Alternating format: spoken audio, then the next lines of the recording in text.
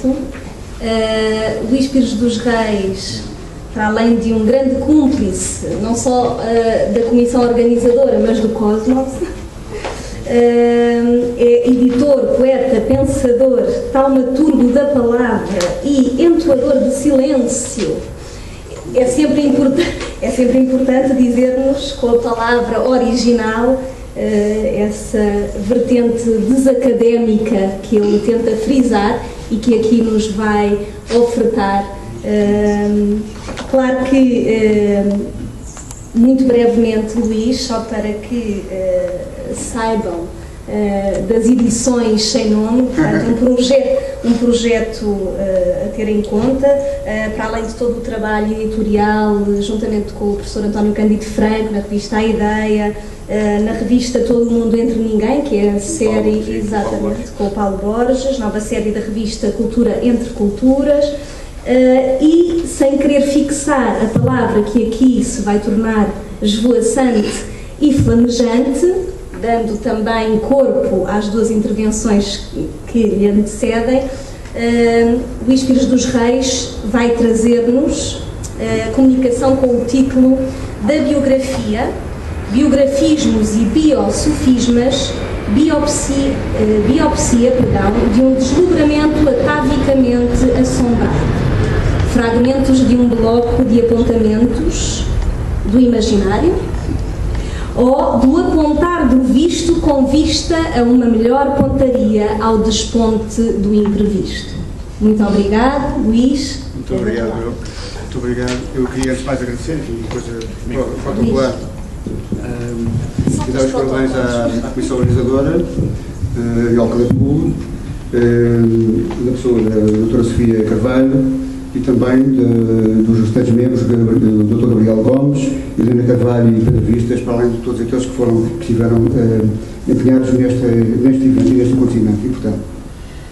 Eu sou aqui um corpo relativamente anómalo, porque não faço parte da pleia universitária, e de forma que a minha linguagem e enfim, a minha postura é um pouco irreverente e relativamente incodificável, digamos assim.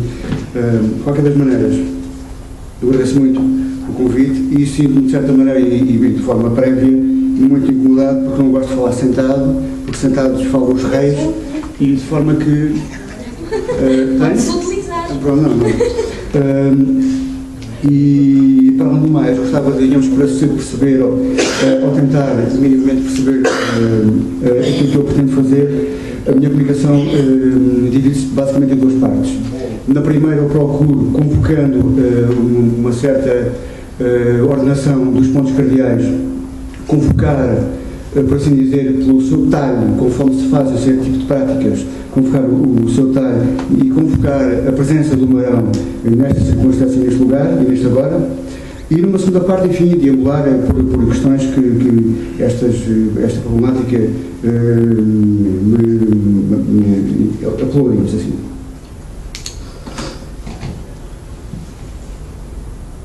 Resume-se o presente intento à falsa modéstia seguinte.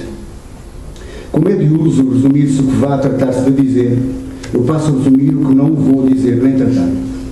Assim, pretende-se não percorrer pistas algumas, trilhos diversos nenhuns que se apresentem à pesquisa e ao pensar exercidos em condição tentadamente indomesticada, quanto ao caráter pouco menos do que sempre automistificante desse género supremo da falsa ficção historiante, da história aos pedaços de determinado ser humano que é a biografia.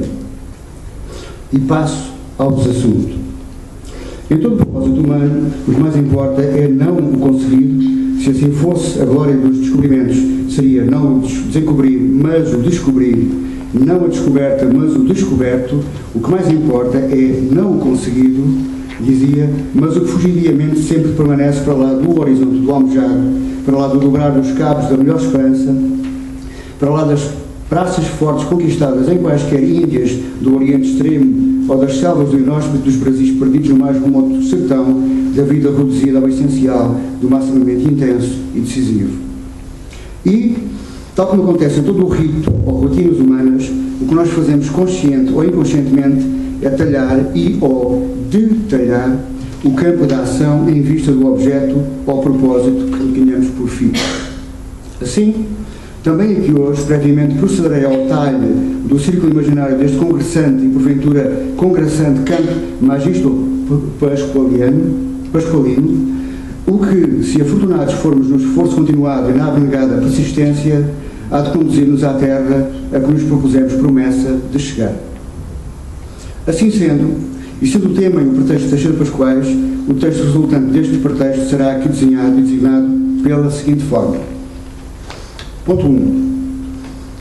Pontos cardeais do talhe, navego do marão no círculo biogramágico ou do colher do olhar a 360 graus sobre a espiral da vida elevada à infinita potência esférica da saudade. Temos, pois, 1. Do lado da hiperbórea, a biografia como um focado exercício da sofisticada técnica de desfoque de uma vida, suposta aceita e aceitável como perpetrável no eixo de um olhar paramita, o do biógrafo, aquele que olha desde a outra margem. Comentário. Já viram que eu comento a mim próprio, não é?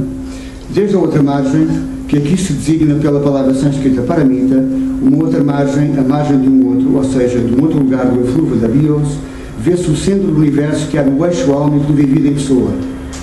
Na terceira pessoa fala-se da primeira. A segunda pessoa fala da primeira na terceira pessoa, ao falar daquele que biografa. E tudo é biograficamente possível, e mais possível, porventura, sem a própria pessoa visada estar presente. 2. Do lado nascente, a demanda de um nexo, de derramado indício nas horas e nos dias, faz do biógrafo uma espécie de relojoeiro do vivo, com plenos poderes para criar o ritmo e as cadências do agora imóvel do biografado. Demanda é aqui a dos ciclos do então, do sujeito biografado, objeto das sucessivas estações da via da vida, para sempre insubjugável e irredutível à domesticação num escrito. Comentário. O curso e o destino de uma existência revisita-se em exercício narrativo, ainda que labiríntico, nessa espécie de crime organizado e há muito celebrado, que é a biografia de uma vida e de uma morte. A autobiografia piora um pouco.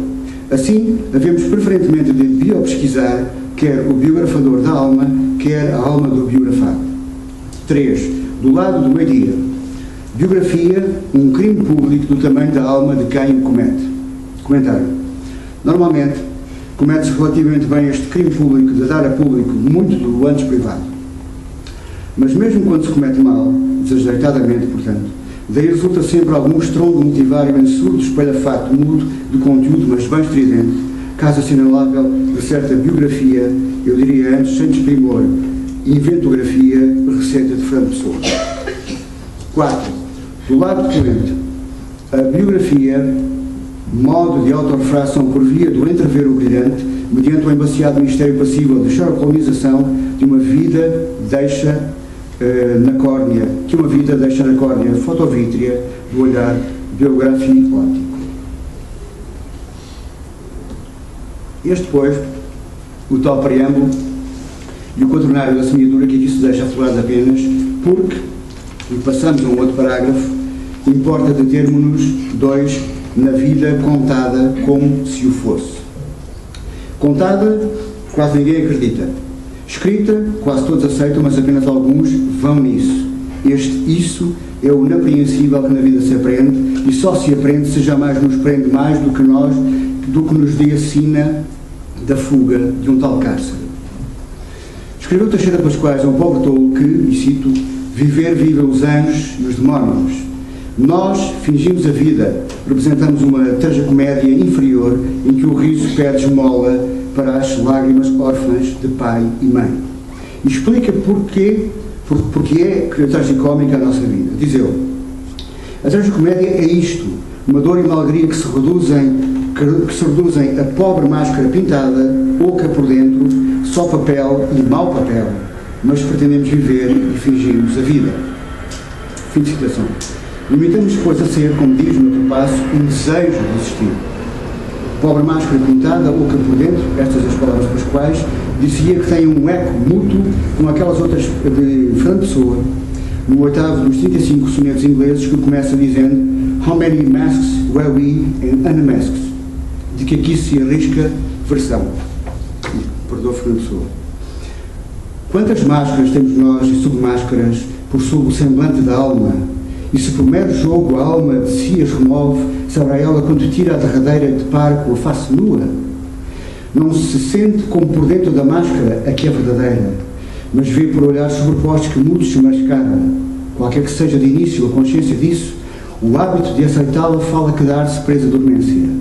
Qual criança assustada por suas feições em espelho vistas, nossa alma, criança que é, e sem pensar, julga ver almas outras nas meras caretas que vê, e todo o mundo na causa delas esquecida.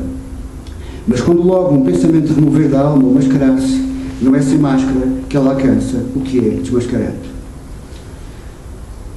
O ser, a vida, na expressão de Pascoais, um sonho de um pobre tolo, vejam que ele diz não o sonho, mas diz um sonho, tem a distância e a diferença que tem relativamente ao ficcionar pessoando da vida, daquele drama em gente que não é gente, ou que o é apenas na medida em que é a mais fingida ficção do real, que apenas verdadeiramente é se ficciona. Não tão verdadeira e não tão diferente quanto isso da coleção de pequenos fingimentos que é feita a nossa vida, ou até daquela ficção do interlúdio que já aqui foi aludida, da vida em Pascoais, entre o tédio e o abismo do nada que não espreita e ele fita, como diz no Fausto, no horror de conhecer. Isto entre o caos de divertimento dos deuses que a nós habitam e se jogam e degladiam entre a nossa vida insignificante e o significado da nossa morte. Do fumo a sair de uma caveira, como diz Teixeira de Pascoais, que mais escreve que, e cito, o fumo tolda o espaço e desenha as formas deste mundo e de outros mundos. E o tolo é também um sonho de Deus que não encarnou inteiramente, tal como nós. Mais adiante, parece completar a ideia ao dizer que a vida é um excesso, um ímpeto para além, uma força imaterial indefinida. Fim de citação. Na verdade, viver verdadeiramente é excedermos, irmos além, irmos mais longe do que o aqui. E este aqui é sobremodo aquele lodo cotidiano em que nos arredamos, em que nos atolamos por pura acomodação ao adquirido ou ao conforto do conseguido, aquele limpo interior, expressão pascualina, aqui plasmado na vida exterior, onde, e cito, os aspectos revelados da vida se perdem e ampliam até à suprema distância imaginável numa luta entre a realidade e o sonho. Ponto 3. O excesso da imaginação pode dar vida a isto a que chamamos vida ou pode matá-la. Em geral mata, sem mesmo ela ter chegado a ser autêntica, embora verdadeira sempre. Muito de quanto pressupomos e presumimos nos recorrentes rotinas do nosso programa cotidiano é, por assim dizer, software que carece permanentemente de upgrade. Levamos sempre demasiado tempo a compreendê-lo. A figura que fazemos, mais a miúdo do que supomos ou gostaríamos, é a de alguém que insiste em percorrer um tapete rolante em sentido contrário ao do seu movimento. A imaginação é a melhor cópia possível do inimaginável. A falta de imaginação é a mãe imaginativa do plágio e a avó matreira do copyright. Ambas estas coisas são ridículas, mas perigosas, como sabemos. Talvez por isso não rimos delas, talvez porque sabemos que elas, imaginação e plágio, são outro sim a matéria-prima do melhor, quando saiba alguém, quem o saiba, e a ser esse lugar, o lugar adequado da sua melhor fábrica. Falamos neste congresso de um gênio, ponto.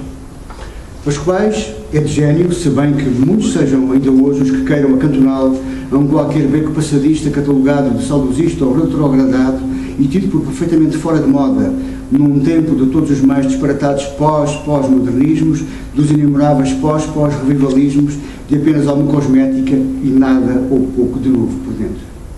Este é um tempo em que a explosão inovadora acompanha uma espécie de caos implosivo, reposto, recorrente ou sempre latente, num pré-aviso permanente de uma qualquer hecatombe a acontecer num qualquer domínio da vida ou de ameaça à vida.